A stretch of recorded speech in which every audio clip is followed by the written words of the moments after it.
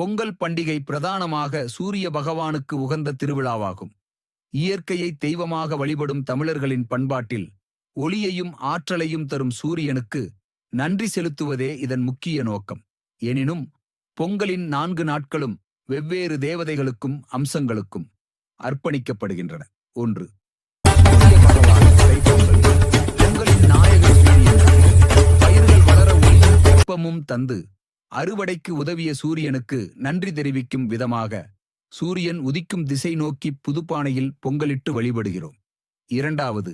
இந்திரன் போகி பண்டிகை. பண்டைய காலத்தில் போகி என்று இந்திரனை வழிபடும் வழக்கம் இருந்தது. இதனை இந்திர விழா என்றும் கூறுவர். மழையை தரும் கடவுளாக கருதப்படும் இந்திரனுக்கு நல்ல மழை பொழிந்து விவசாயம் செழிக்க உதவுவதற்காக இந்த பூஜை செய்யப்பட்டது. 3. கால்நடைகள். மாட்டுப் பொங்கல்.